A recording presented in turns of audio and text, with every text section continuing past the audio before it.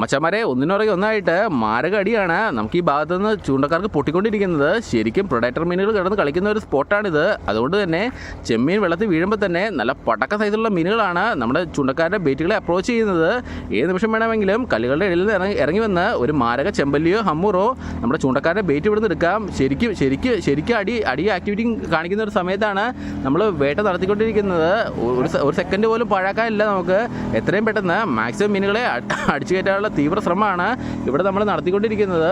അത് അടിച്ചൊരു ഉടക്കിപ്പോയതാണ്. മീനുകൾ ഇടയ്ക്ക് അടിച്ച് നമ്മുടെ ബേറ്റുമായിട്ട് കല്ലിൻ്റെ ഇടയിൽ കയറുന്ന ഒരു സീൻ കൂടി ഉണ്ട് ഇവിടെ. അതുകൊണ്ട് തന്നെ ശരിക്കും നമ്മൾ അലേർട്ടായിട്ടാണ് നിന്നാണ് ഇവിടെ നമ്മൾ മീൻപിടുത്തം നടത്തിക്കൊണ്ടിരിക്കുന്നത്. ശരിക്കും ഇതേ മീനുകൾ ചെതറി ഓടുന്നത് നമുക്ക് വ്യക്തമായിട്ട് തന്നെ കാണാനായിട്ട് പറ്റുന്നുണ്ട്. അതെ, ഹുക്കിലൊരു മീൻ ഉണ്ടായിരുന്നു എന്നാണ് പറയുന്നത്. ഈ മീനുകളെല്ലാം പുറകെ നടന്ന് അറ്റാക്ക് ചെയ്യുന്നതാണ് ഈ പ്രൊഡേറ്റർ മീനുകൾ. ചെമ്പല്ലി, ഹമ്മൂറ്, ഏരി പോലുള്ള മീനുകളാണ് ഈ ചെറിയ മീനുകൾ ചെതറി ഓടുന്നത് നമ്മുടെ തൊട്ട് മുമ്പിലാണ്. അതിനർത്ഥം നമ്മുടെ ചൂണ്ടക്കാരെ തൊട്ട് ഫ്രണ്ടിൽ തന്നെ ഏതോ ഒരു പ്രൊഡേറ്റർ ഉണ്ടെന്നാണ്. മിക്കവാറും അതൊരു ചെമ്പല്ലിയോ ഹമ്മൂറോ അതേ അടുത്ത് ഒറ്റ ഇപ്പോൾ ആളെ കിട്ടി ഇപ്പോൾ ആളെ പിടികിട്ടി.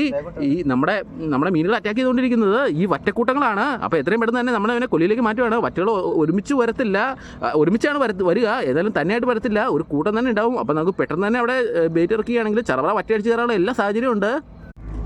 മച്ചന്മാരെ ഒരു തകർപ്പൻ പൊഴിമുഖത്താണ് നമ്മൾ വേട്ട നടത്തിക്കൊണ്ടിരിക്കുന്നത്. കലേഷൻ്റെ ചൂണ്ടയിൽ അടുത്ത് അടിപൊട്ടിയിരിക്കുകയാണ്. ഒരു ചെപ്പേരിയാണ് ഇപ്രാവശ്യം കയറി അടിച്ചിരിക്കുന്നത്. ഒന്നും പറയാനില്ല, തീപ്പൊരു സ്ട്രൈക്കായിരുന്നു. പക്ഷേ കലേഷൻ്റെ ഹുക്കപ്പിൻ്റെ കാര്യം ഒന്നും പറയാനില്ല.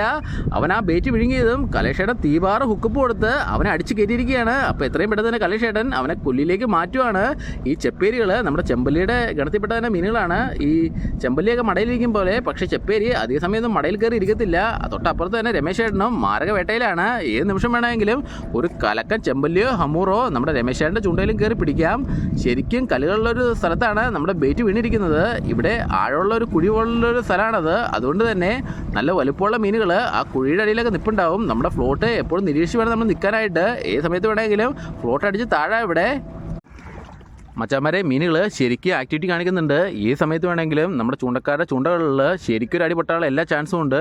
നമ്മുടെ രമേശ് ഏട്ടൻ ഫ്ലോട്ട് നിരീക്ഷിച്ചുകൊണ്ടാണ് നിൽക്കുന്നത്. നല്ല ചിമിട്ട മീനുകളാണ് നമ്മുടെ ബേറ്റിൻ്റെ തൊട്ടടുത്ത് നിന്ന് കളിച്ചുകൊണ്ടിരിക്കുന്നത്. ചെറിയ നന്ദനെയൊക്കെ അവർ ഓടിച്ചിട്ട് പോയിട്ട് അടിച്ചു. അതെ, നമുക്കൊരു മീൻ കുടുങ്ങിയിരിക്കുകയാണ്. അശ്വിൻ്റെ ചൂണ്ടയിൽ മീൻ കുടിക്കുക. ചെപ്പേരി അടിപൊളി ഒരു തകർപ്പൻ പിടിക്കുക അശ്വിൻ.